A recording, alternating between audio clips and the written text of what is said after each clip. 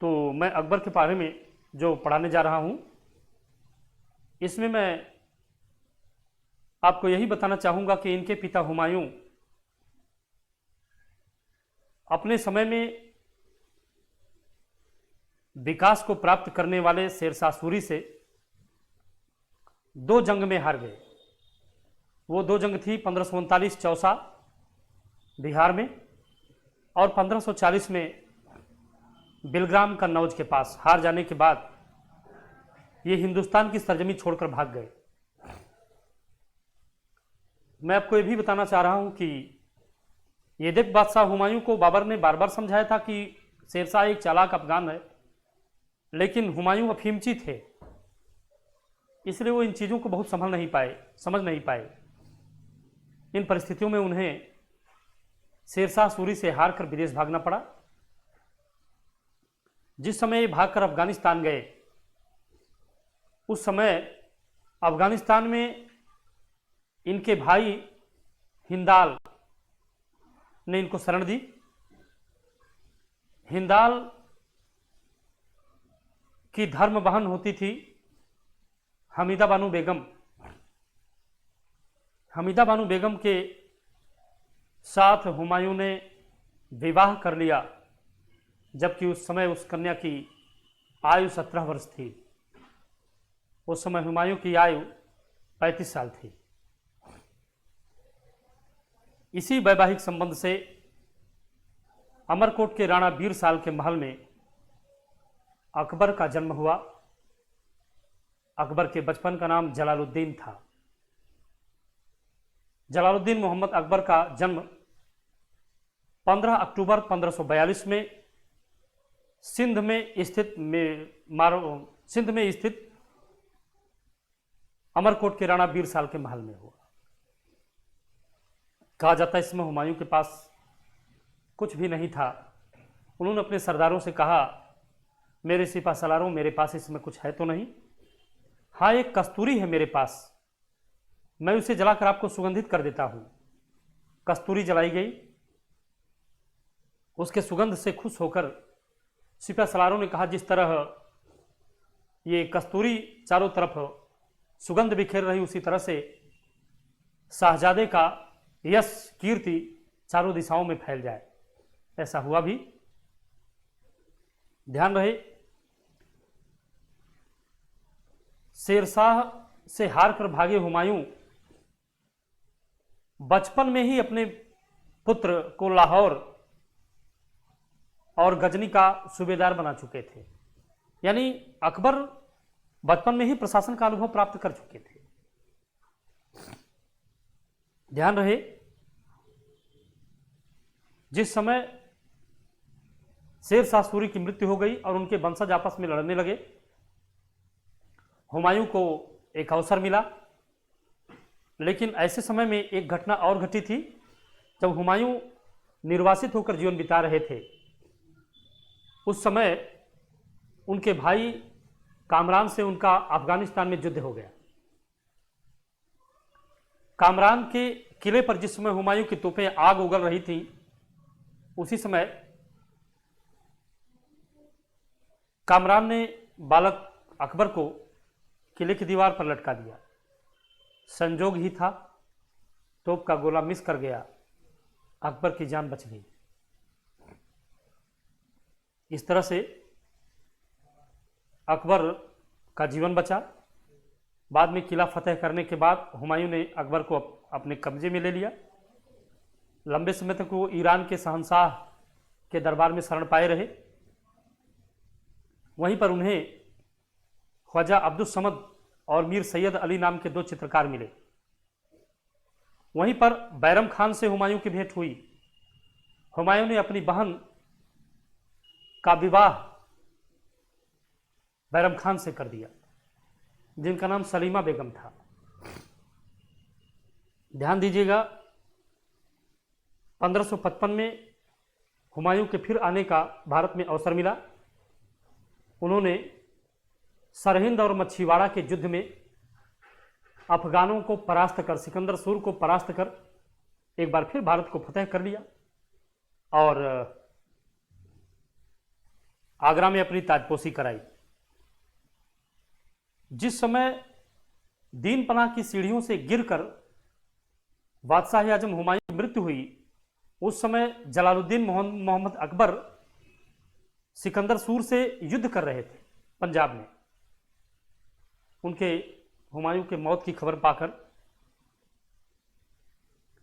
उनके संरक्षक और गुरु बैरम खान ने तुरंत पंजाब के गुरदासपुर में कलनौर नाम का एक स्थान है, वहीं पर ईंटे का एक चबूतरा जोड़कर उस पर एक आसन रखकर तत्काल एक फकीर, एक मौलवी से अकबर का राज्याभिषेक करवा दिया। उनसे अकबर का राज्याभिषेक करवा दिया। अकबर का राज्याभिषेक करवाने वाले मौलवी का नाम था अबुल कासिम। अबुल कासिम। इस तरह बैरम खां के संरक्षण में सम्राट अकबर शासन करने लगे, लेकिन अकबर की ताजपोशी होने के तुरंत बाद उनके सामने जो सबसे जबरदस्त चुनौती पेश की गई वो आदिल शाह सूर के द्वारा पेश की गई। आदिल शाह सूर के सेनापति थे हेमचंद्र हेमू।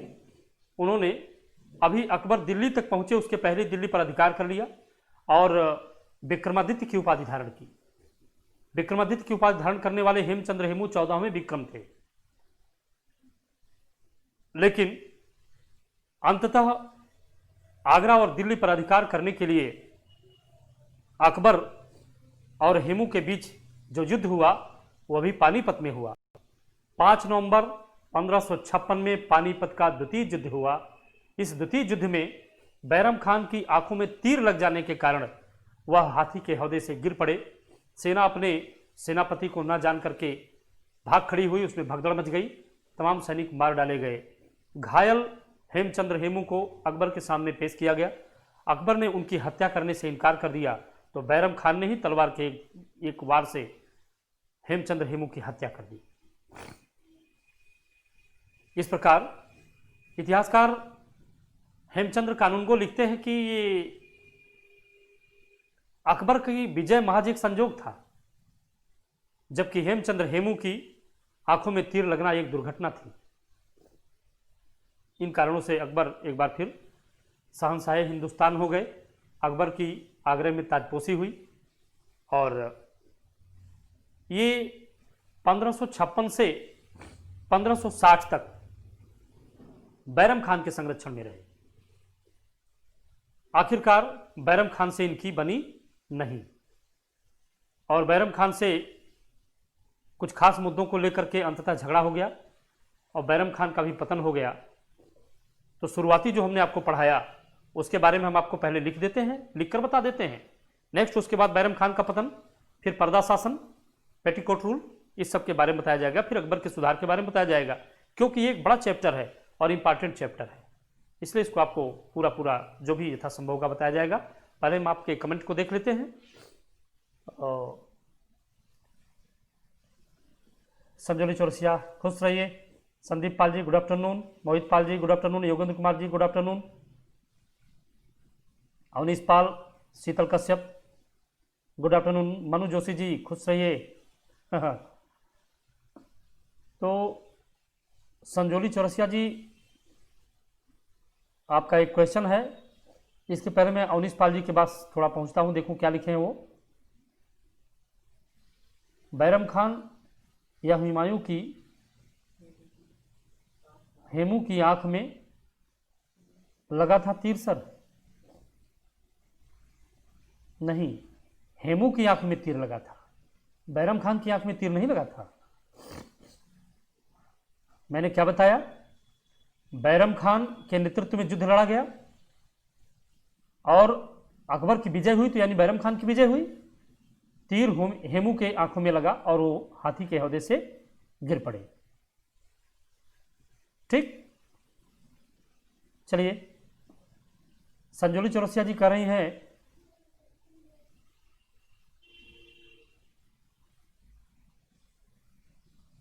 हाँ,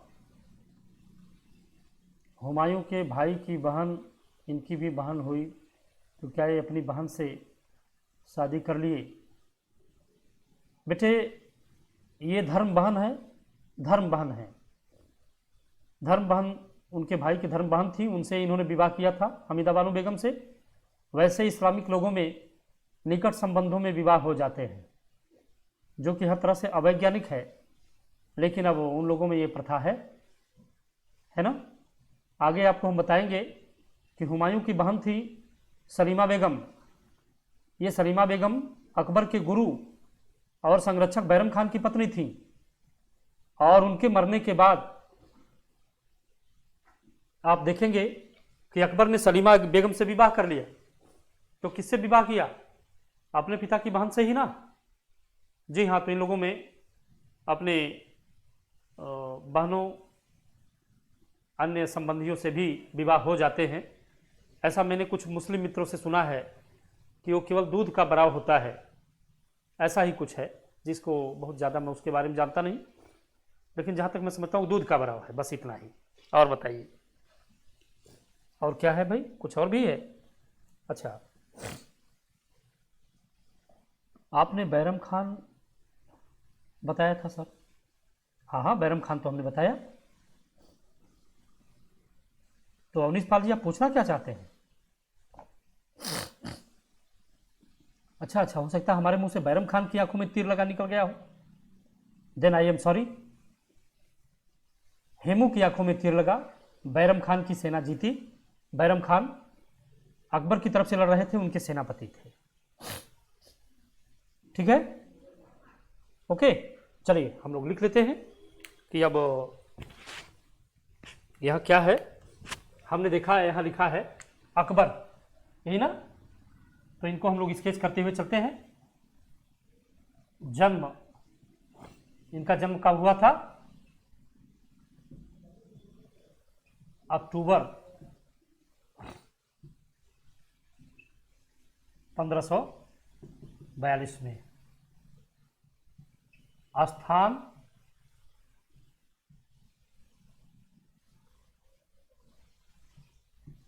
अमरकोट के राणा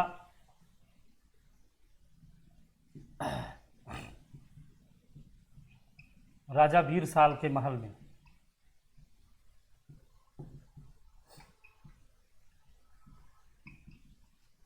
ठीक, अमरकोट के राजा वीर साल के महल में।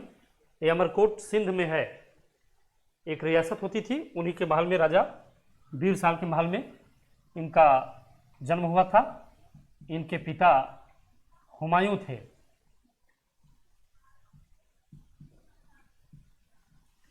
पिता हुमायूं और माता हमीदा बानो बेगम।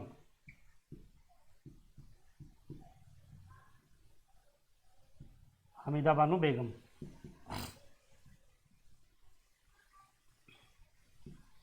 ये इनकी माता थी। और अकबर के बचपन का नाम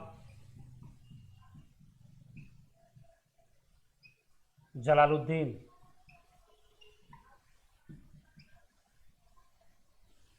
ठीक, जलालुद्दीन के बचपन का नाम था। इन्होंने जलाली सिक्के भी चलाए थे। आगे जान लें।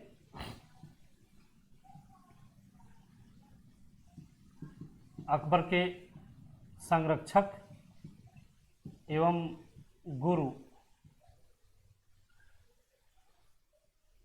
ये थे बैरम खान।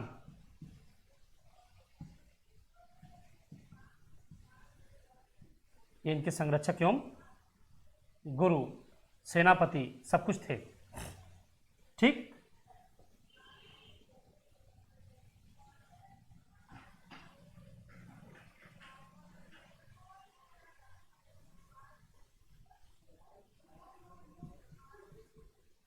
शिक्षक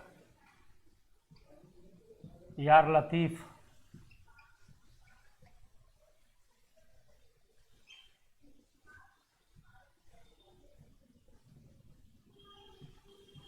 प्रशासनिक अनुभव,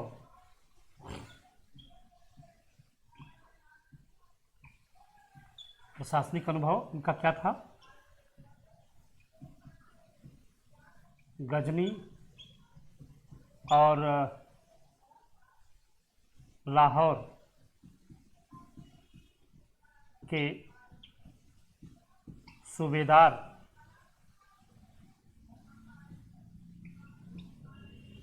रह चुके थे। ठीक, ये इनका प्रशासनिक अनुभव था।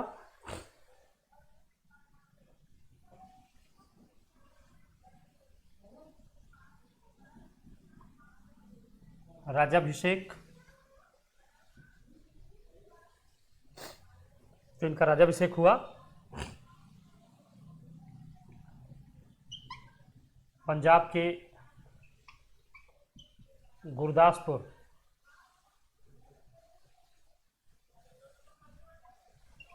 गुरदासपुर जिले के कलनौर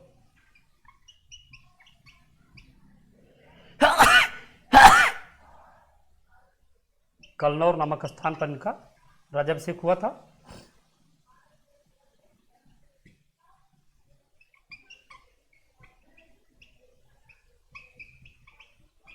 अबुल कासिम द्वारा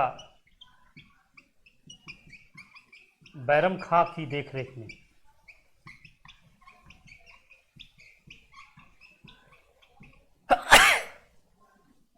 सभी वही कहो राजन सर, बैरम खां की देखरेख में इनका जो है अबुल कासिम नाम के एक मौलवी द्वारा पंजाब के गुरदासपुर जिले में कलनौर नामक स्थान पर, समय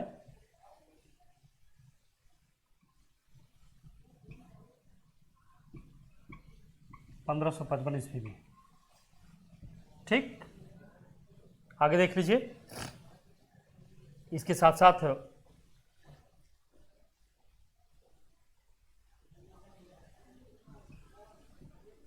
पानीपत का द्वितीय युद्ध,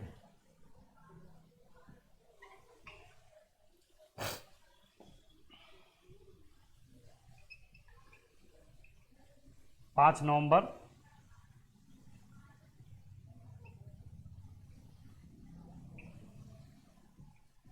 1556 ईस्वी में।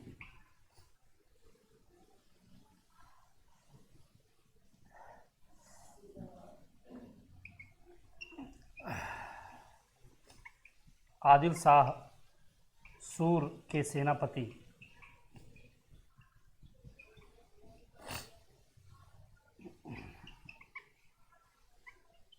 हेमू और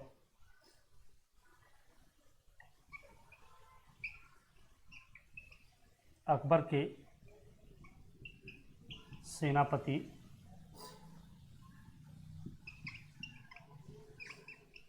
बैरम खां के बीच। ठीक, ये आदिल शाह सूर के सेनापति हेमू और अकबर के सेनापति बैरम खां के बीच युद्ध हुआ था। ठीक,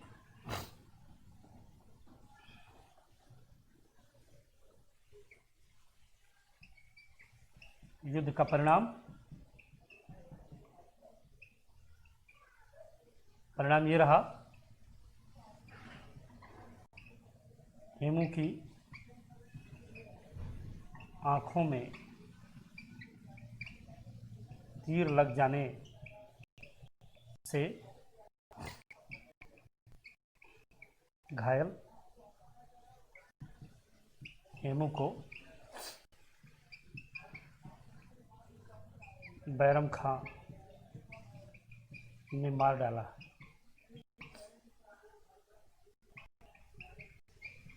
इस तरह अकबर की विजय। युद्ध का परिणाम यही रहा। यहां आप नोट के रूप में लिख सकते हैं, नोट लिख सकते हैं, दिल्ली पर अधिकार कर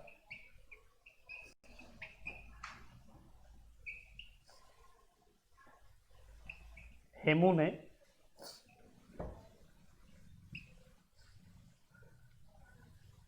विक्रमादित्य की उपाधि धारण की थी।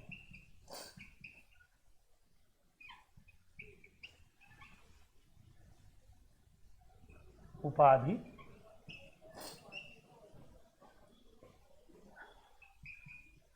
धारण की थी।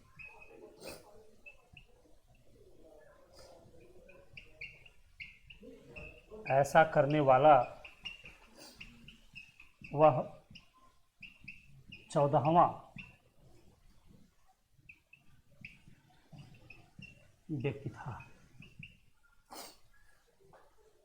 ठीक, ये रहा पानीपत का द्वितीय युद्ध, युद्ध का परिणाम। और अब आप आगे लिख सकते हैं।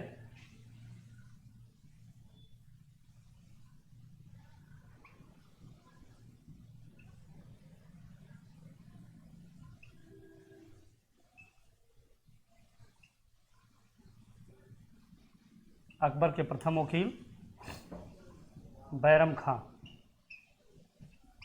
आप यहाँ लिख सकते हैं 1556 से 1560 तक अकबर बैरम के संरक्षण में रहे।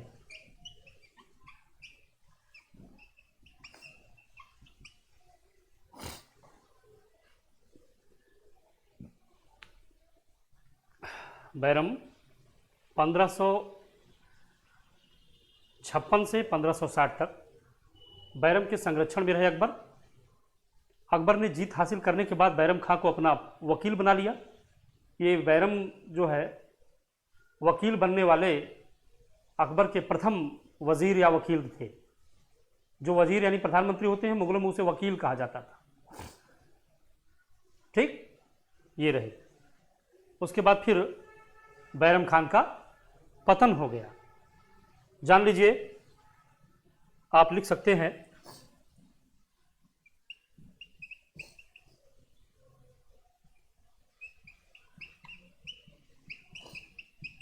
बैरम खान का पतन 1560 ईस्वी में। 1560 ईस्वी में बैरम खान का पतन हो गया। इसका कारण ये था कि अभी बताते हैं आप लोगों को, पहले जान लें।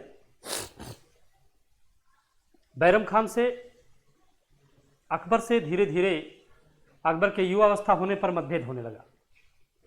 इतिहासकारों ने लिखा है कि इसके लिए सबसे बड़ी कारण अकबर की माता हमीदा बानो बेगम और अकबर की धाय माता महम अनगा थी, जो लगातार बैरम खान की महत्वाकांक्षा के मामले को लेकर अकबर के कान भरती थी। अंततः बहुत छोटे छोटे मामलों में अकबर इस पर ध्यान देने लगा और एक बार उन पर आरोप लगाया गया कि उन्होंने राज्य में कुछ धांधली किए हैं। इसकी सफाई देने के लिए जब अकबर के यहाँ बैरम खान जाना चाहते थे तो उन्हें रोक दिया गया। उन्हें आदेश सुनाया कि आप साम्राज्य से चले जाएं, बाहर निकल जाएं। जब ये निकाले जाने लगे तो ऐसे में मुगलों से उनसे राजस्थान में एक स्थान पर उनकी झड़प हो गई, लड़ाई हो गई, जिसमें बैरम खान हार गए। वो स्थान है तिलवाड़ा।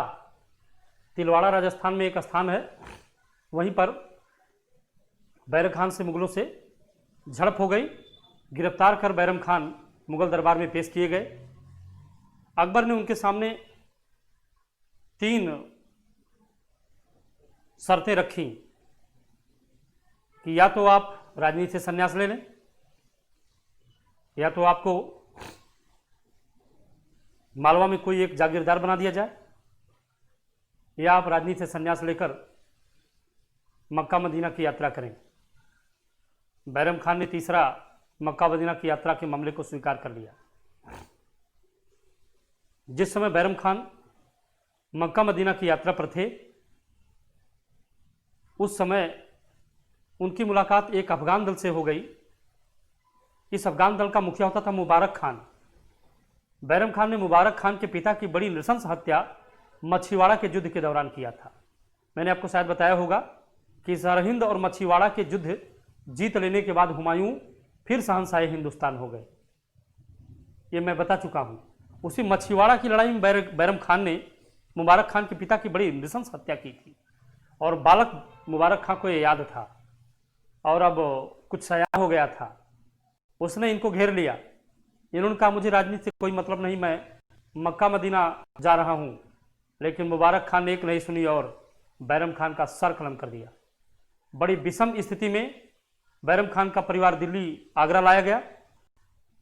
अकबर ने बैरम खान की विधवा सलीमा बेगम यानी अपनी पिता की बहन से विवाह कर लिया और अकबर ने उसके पुत्र अब्दुल रहीम, जो अब्दुल रहीम खाने खाना के नाम से प्रसिद्ध हुए, उनको पढ़ा लिखा करके खाने खाना के पद तक भेजा।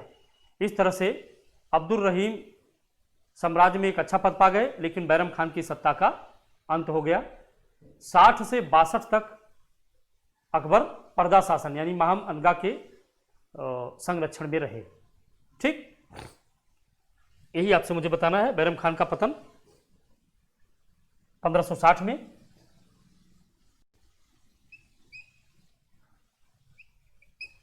मक्का की यात्रा के समय। ठीक, बैरम खान का पतन हुआ। और आगे जान लीजिए अगला क्या हुआ। अकबर ने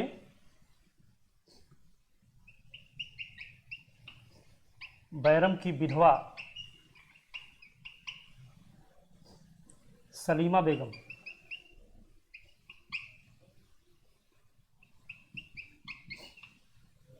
से शादी कर ली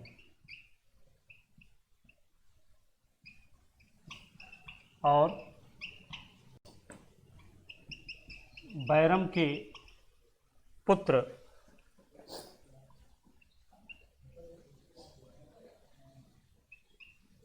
अब्दुल रहीम को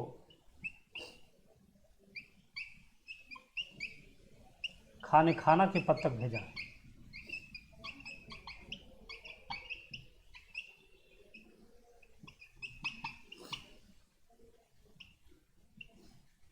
ये बैरम खान के पतन की दास्तान है। अब आप लोगों के कुछ क्वेश्चन हो तो मैं उसे पढ़ लूं और आप लोग इसे नोट कर लें। हाँ,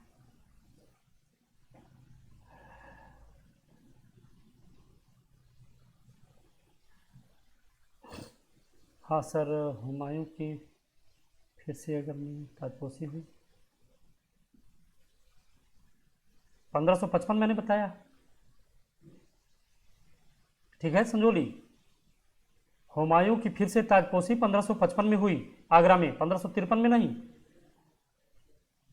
ठीक है, अच्छा 1553 लिखाया है हमने, सुधार लो बेटे। हो सकता है कि 1553 लिख गया हो संजोग से। 1555 में हुमायूं की फिर से ताजपोशी हुई और 1555 में ही उनकी मृत्यु हुई।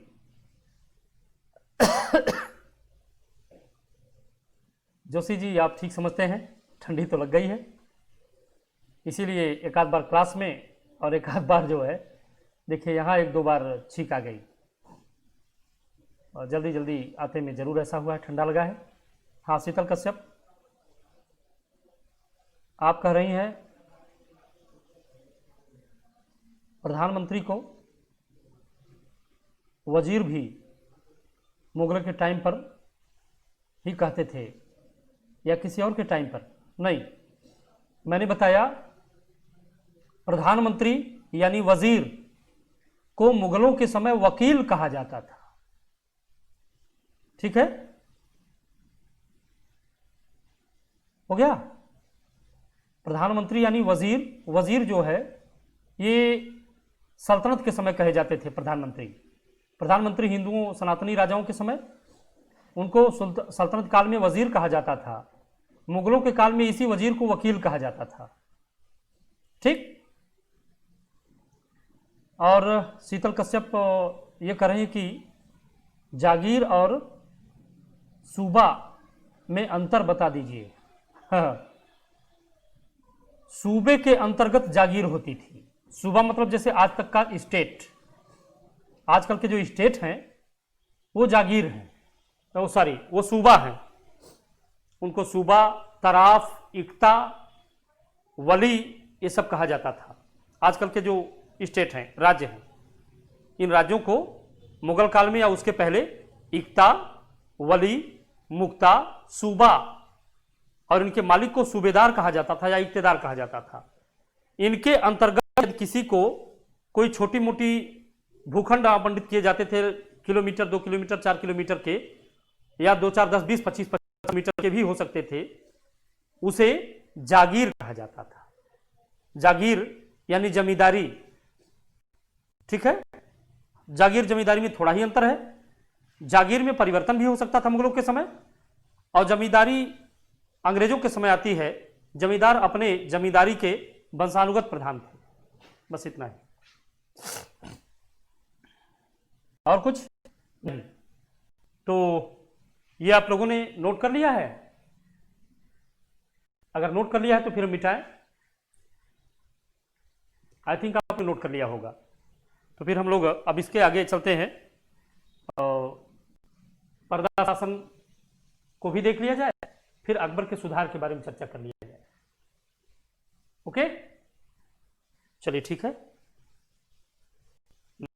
मिटा देते हैं।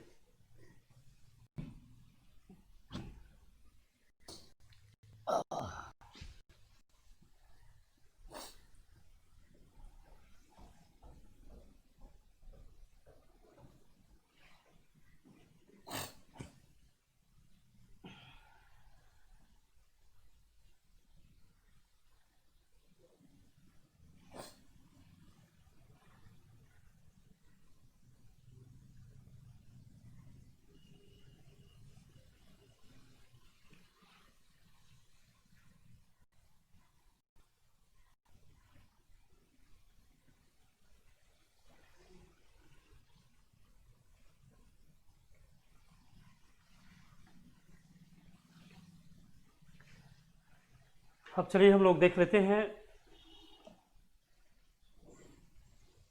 वॉइस कट हो रहा है, बच्चे कह रहे हैं कि वॉइस कट हो रहा है, क्या ऐसा है सर? वॉइस क्लियर नहीं आ रहा है, ऐसा बच्चों का कहना है। अब ठीक है, ठीक है, अगर क्लियर है तो फिर से आप लोग कमेंट करें और हम लोग देख लेते हैं। पर्दा शासन,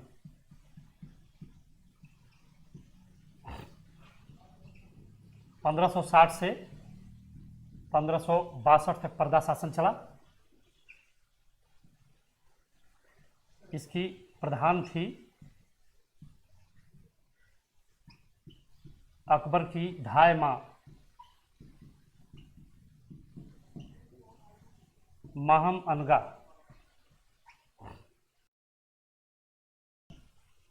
क्लियर हुआ? हाँ, क्लियर हो गया। बच्चे लिख रहे हैं कि नाउ क्लियर। नहीं, उसी में चलने दीजिएगा इसे। ठीक, पर्दा शासन की प्रधान थी महम अनगा।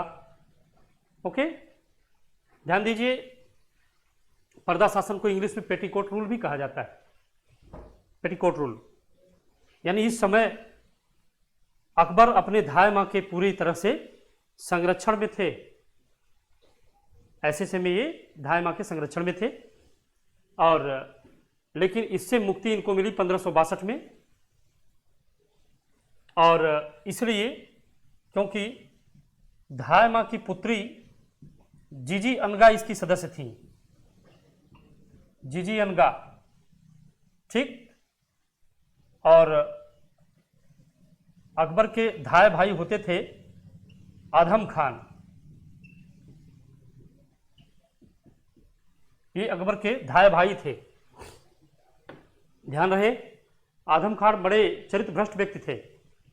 मालवा पर आक्रमण के समय इन्होंने वहां बेतहाशा जुर्म ढाए, और मालवा के जो राजा होते थे उनकी, वो जो बाज बहादुर थे, बाज बहादुर की पत्नी रूपमती को इन्होंने उनके सामने ही ग्रहण करना चाहा, और साथ ही साथ जब ये वहां से लौट कर आए तो तमाम धन दबा लिए थे।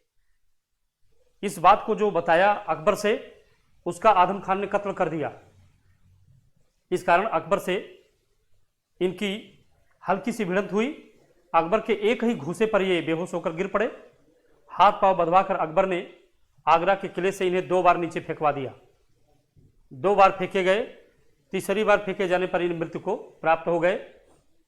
इस मृत्यु का समाचार सुनकर बीमार माहम अनगा की भी मृत्यु हो गई और आखिरकार अकबर को इस पर्दा शासन से भी मुक्ति मिल गई। ठीक, ये पर्दा शासन आप इतना ही जान लें।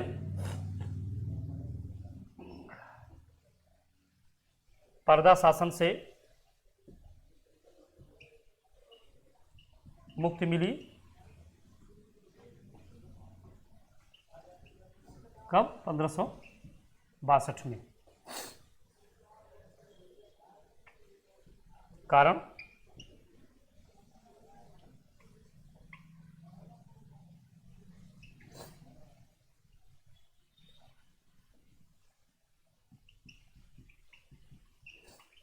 की गलतियों के कारण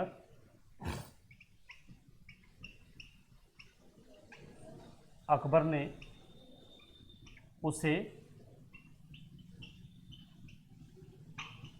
आगरा किले से नीचे फेंकवा दिया,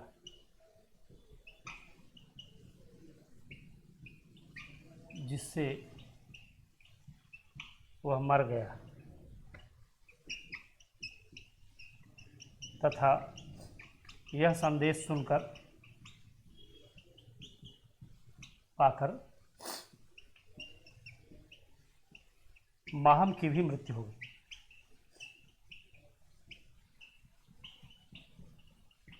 नोटेड इट। ये संदेश पाकर माहिम की भी मृत्यु हो गई। इस प्रकार से अकबर को जो है इस पर्दा शासन से मुक्ति मिल गई। अकबर के कुछ सुधार कार्य को हम लोग जान लें ना।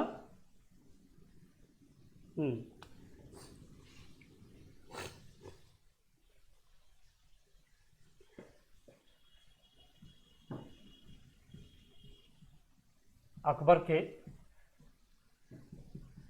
सुधार कार्य,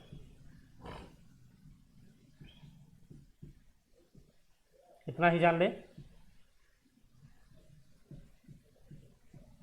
अकबर ने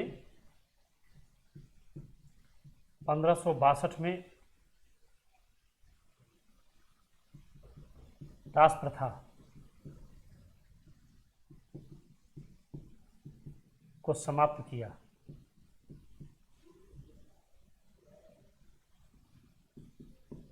1563 में तीर्थ यात्रा कर समाप्त किया।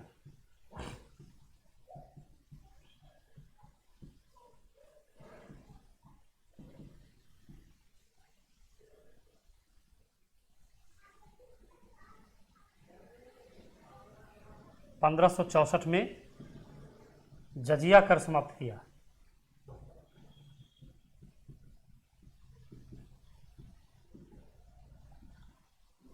ठीक, जजिया कर समाप्त किया। आगे जान लें।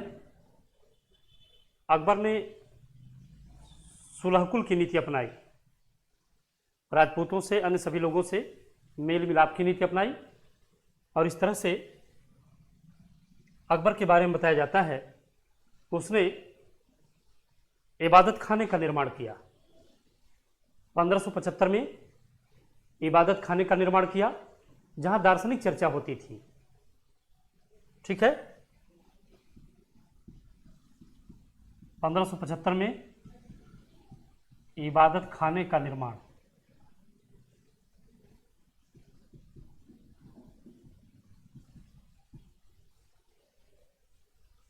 1578 में इसे सबके लिए खोल दिया गया। ठीक, 1578 में यह सबके लिए खोल दिया गया। ध्यान रहे, इबादत खाने में कुछ लोगों को बुलाया गया था, यानी जब सबके लिए खोल दिया गया तो ये तमाम लोग बुलाए गए थे, आमंत्रित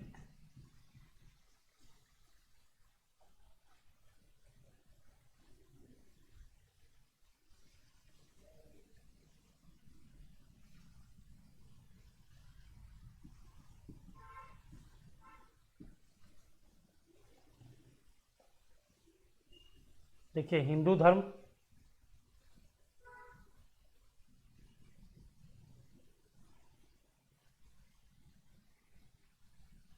देवी और पुरुषोत्तम,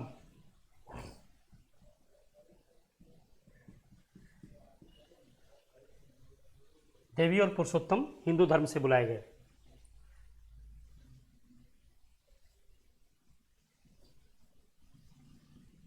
जैन धर्म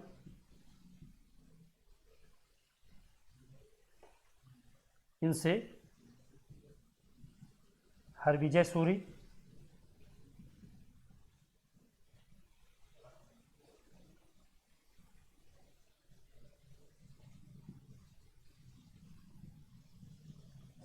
जिनसेन सूरी,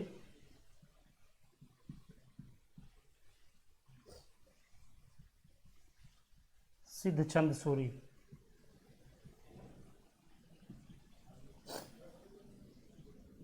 पारसी धर्म दस्तूर मेहरजी राणा,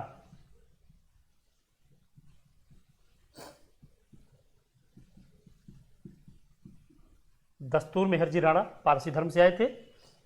और ईसाई धर्म, इससे फादर मंसूरात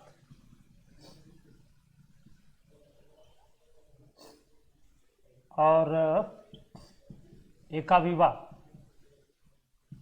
ये दोनों लोग आए थे। फादर मंसूरात और एकाविवा। ठीक, आगे जान लें।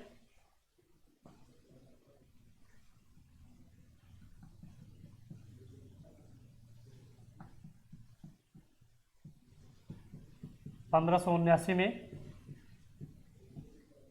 मजहर घोषणा,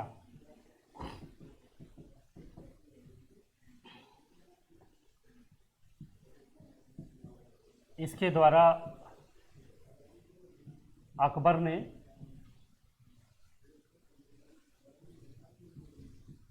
धर्म के क्षेत्र में भी सर्वोच्चता प्राप्त कर ली।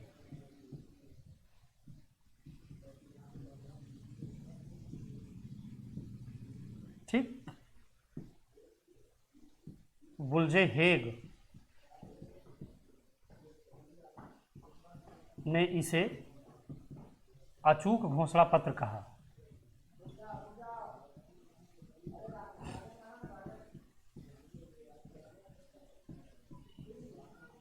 ठीक, ये जान लीजिए। दीन इलाही की स्थापना 1582 ईस्वी में। ठीक, इसको मानने वाले पहले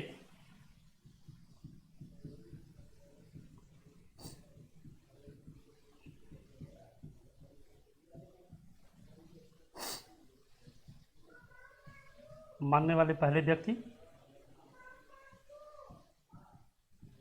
महेश दास उर्फ बीरबल। महेश दास बीरबल इसको मानने वाले पहले व्यक्ति थे। ठीक, दीन इलाही और स्मिथ ने इसे अकबर की भूल का प्रतीक कहा है। ठीक है,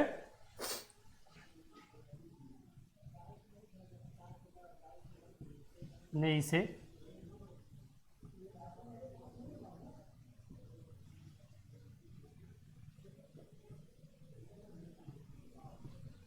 भूल का प्रतीक कहा। ठीक,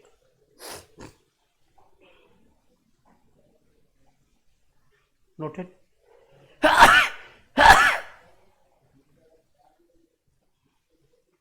जान लीजिए, स्मिथ इसे अकबर की भूल का प्रतीक कहते हैं और लिखते हैं कि दीन इलाही कोई धर्म नहीं बल्कि सभी धर्मों का सार संग्रह इसको बताते हैं। ये कोई धर्म नहीं बल्कि सभी धर्मों का सार संग्रह है। ईसाइयों के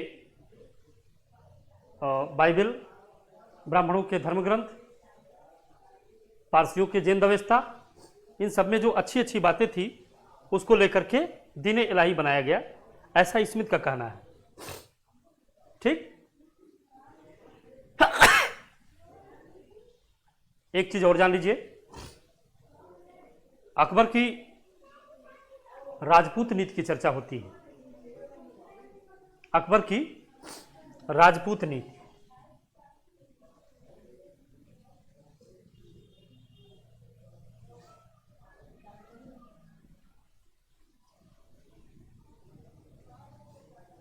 अकबर की राजपूत नीति यह सुलह कुल पर आधारित थी।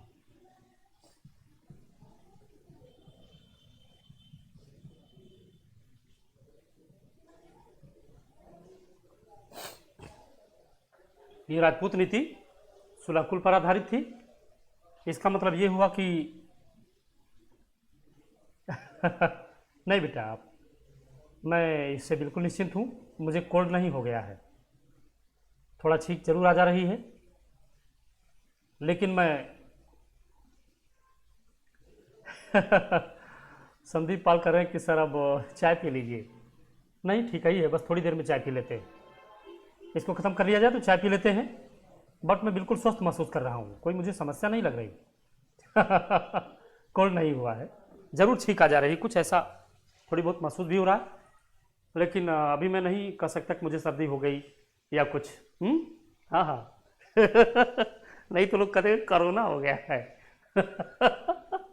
ये कहना ठीक नहीं है इस समय ना। फिलहाल ऐसा कुछ होता तो आदमी परेशान होता, ऐसा कुछ नहीं है। तो अकबर की राजपूत नीति यह सुलह कुल पर आधारित थी, अर्थात सर्वधर्म संभाव, यह सभी लोगों के मेल मिलाप पर आधारित थी। ठीक है। स्वेच्छा से अकबर के जो अधीनता को स्वीकार करते हैं वो आमेर के राजा भारमल होते हैं। आमेर के राजा भारमल ने अकबर की स्वेच्छा से अधीनता स्वीकार कर लिया, और इतना ही नहीं, अपनी पुत्री जोधाबाई का विवाह भी अकबर से कर दिया। इसी संबंध से जहांगीर का जन्म हुआ। इस संबंध से जहांगीर का जन्म हुआ था।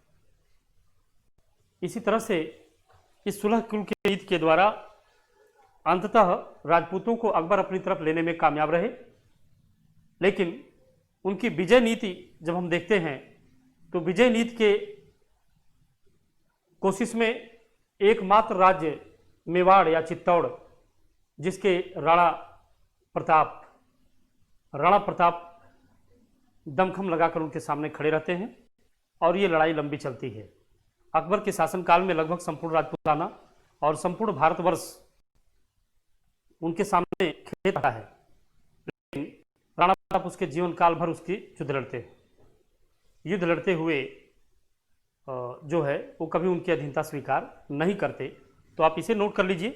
तो हम लोग अकबर की विजय नीति को पढ़ लेते हैं और उसके बाद फिर चीजें समाप्त हो जाएंगी। Noted it.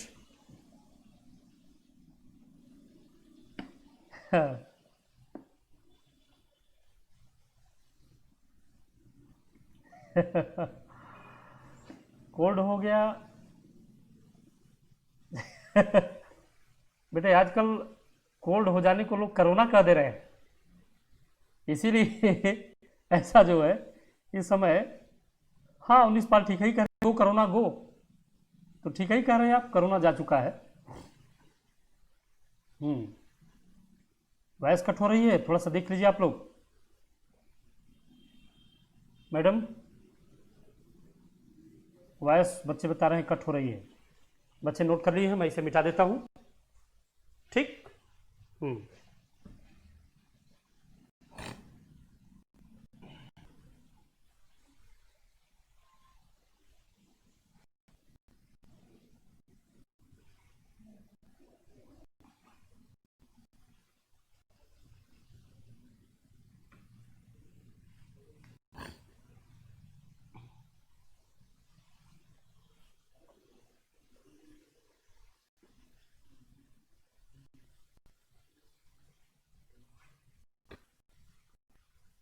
ये मैं समझता हूँ कि अब क्लियर आ गया होगा।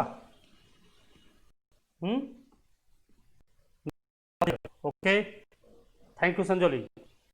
हम लोग अकबर की विजय नीति पर चर्चा कर लेते हैं, ठीक है।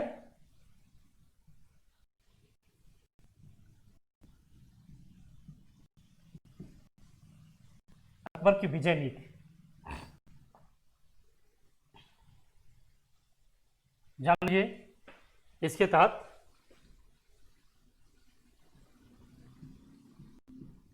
अकबर का प्रथम विजय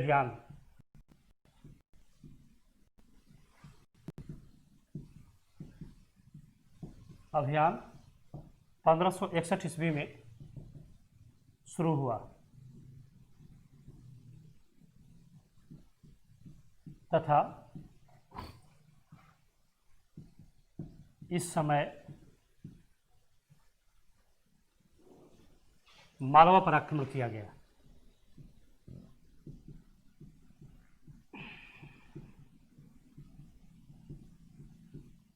मालवा पर आक्रमण किया गया।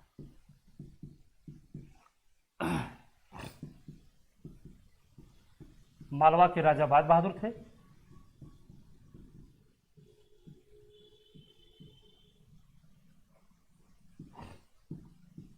जो परास्त हुए। ये इसकी चर्चा मैं थोड़ी देर पहले कर चुका हूँ।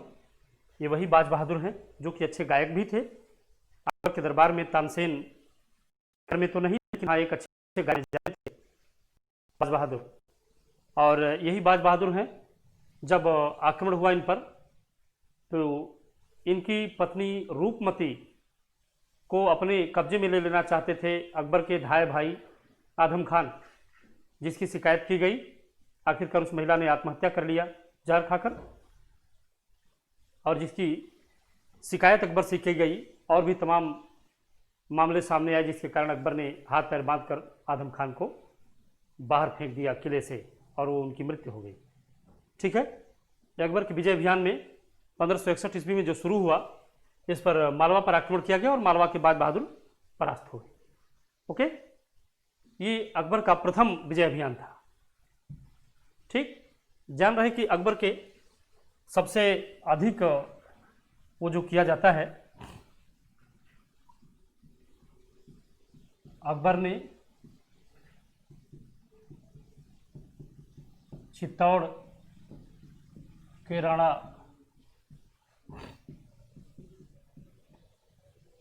उदय सिंह पर आक्रमण कर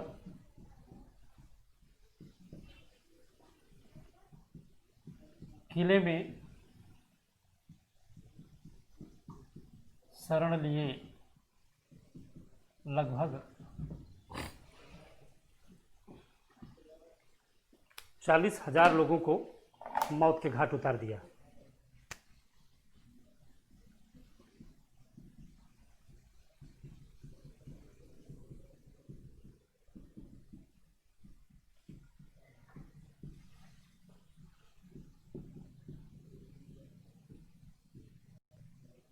ठीक,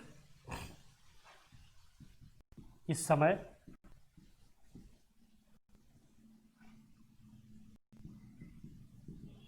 अत्यंत वीरता दिखाने वाले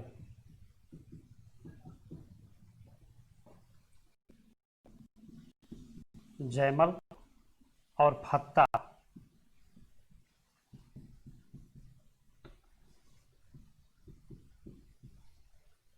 की हाथी पर बैठी मूर्ति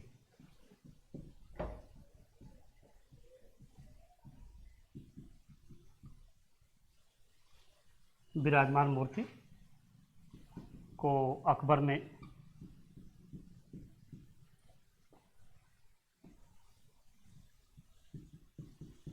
आगरा किले की दीवार के मुख्य दरवाजे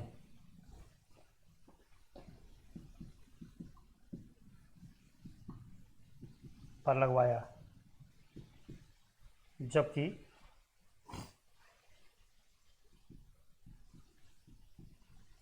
किला छोड़ने के कारण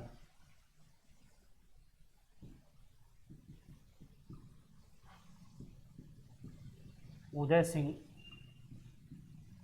की बहुत निंदा हुई।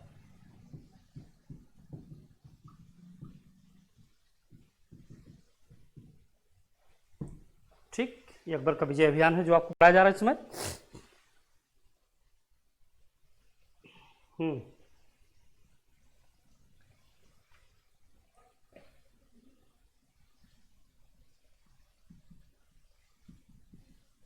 हल्दी घाटी का युद्ध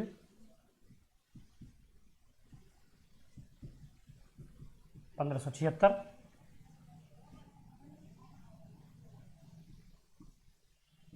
यह युद्ध महाराणा प्रताप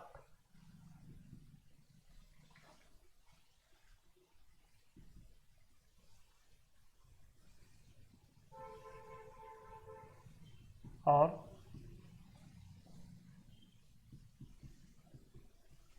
मुगलों की तरफ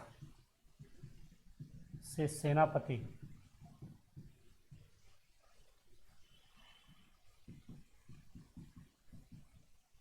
मान सिंह के बीच हुई।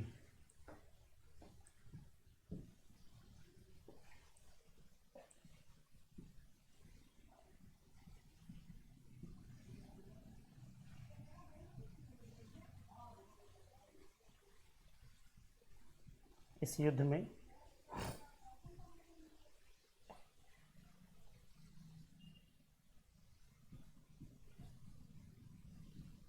हाकिम खां सूर ने महाराणा का साथ दिया।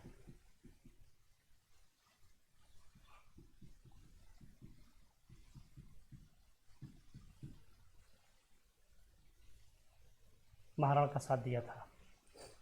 ठीक,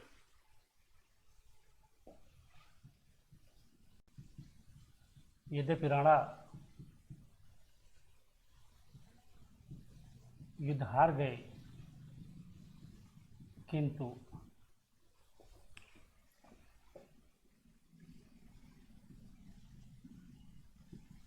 अकबर की अधीनता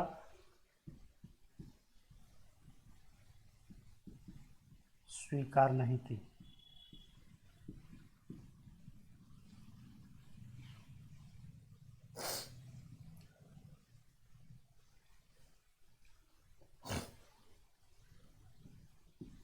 तथा जीवन भर युद्ध लड़ते रहे।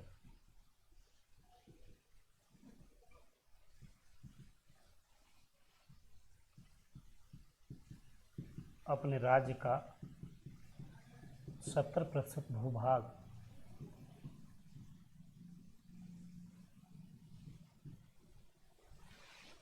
जीत लिया था। ठीक,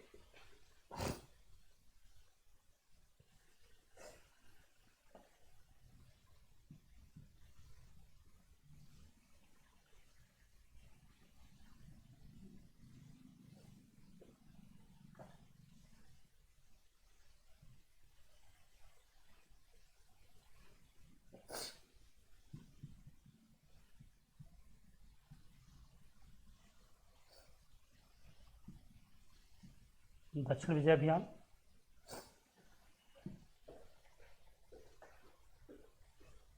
अकबर ने जो दक्षिण विजय अभियान किया था, इसमें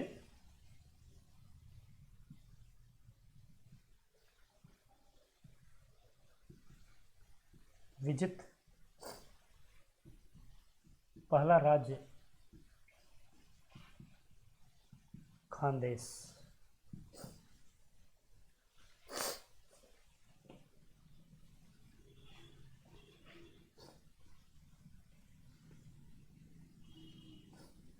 अकबर के जीवन का अंतिम विजय अभियान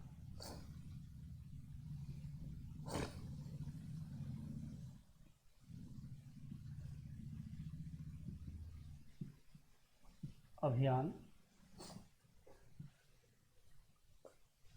दक्षिण में असीरगढ़,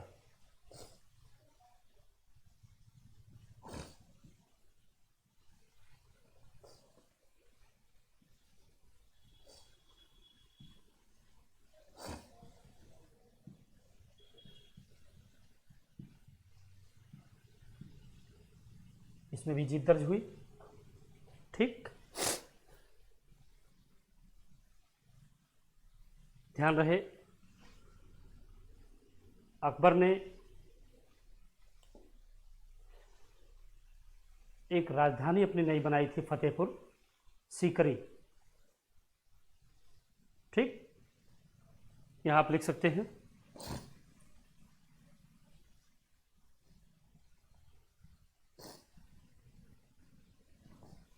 नई राजधानी फतेहपुर सीकरी को बनवाई।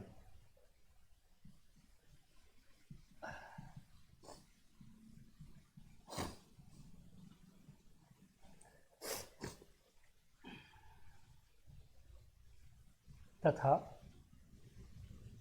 यहाँ बुलंद दरवाजा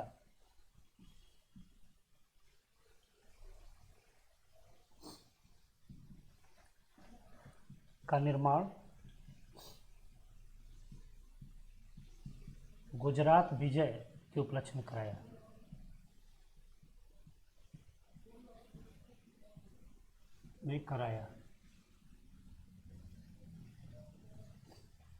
बुलंद दरवाजे का निर्माण उन्होंने गुजरात विजय के उपलक्ष्य में कराया था।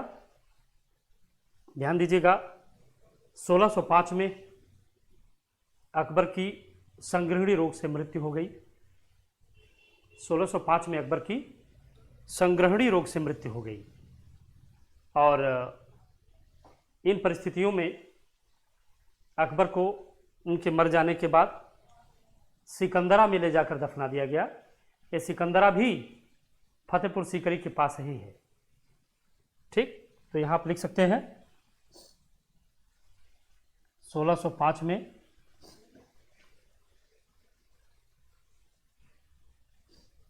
पेट के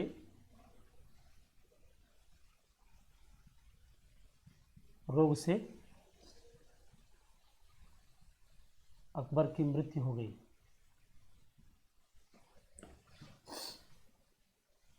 उन्हें सिकंदरा में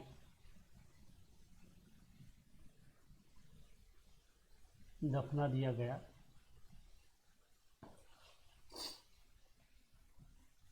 और इस पर 5 मंजिला मकबरा बनाया गया।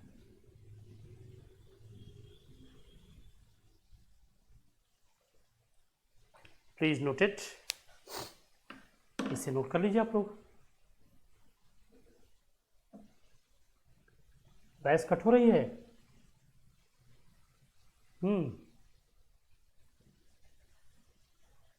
वॉइस और वीडियो दोनों में प्रॉब्लम है। ओह अच्छा, हम इसको क्लियर कराते हैं।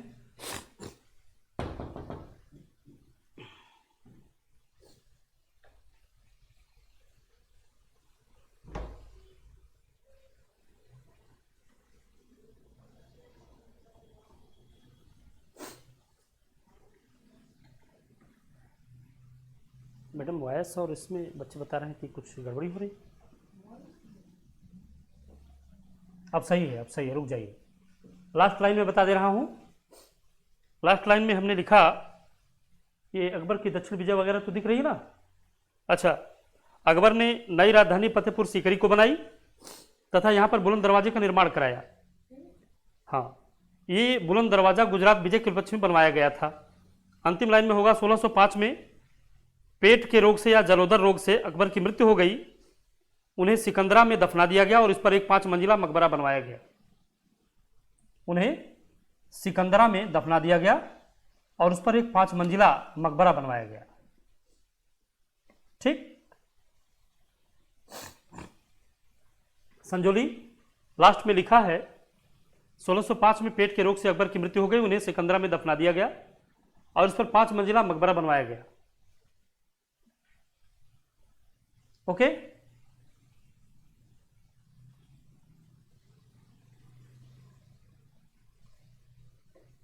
ठीक बेटे, आप लोग इसको लिख लीजिए। क्लियर, नोट कर लिया आप लोगों ने। नोट कर लिया तो अच्छा है। हम इसे मैडम है नहीं क्या वो?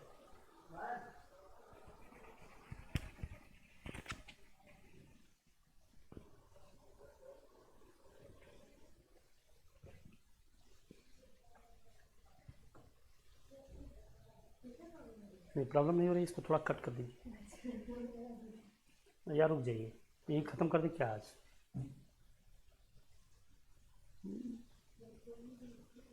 छोड़ देते हैं। हाँ बच्चों, आज हम इन प्रॉब्लमों के कारण इतना ही पढ़ाएंगे।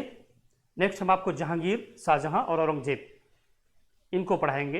इनके बाद फिर आप विजयनगर, बहमनी और मराठा, यही इतना आप में बचेगा जिसको आपको विधिवत पढ़ा दिया जाएगा। आज बस इतना ही। Thank you class.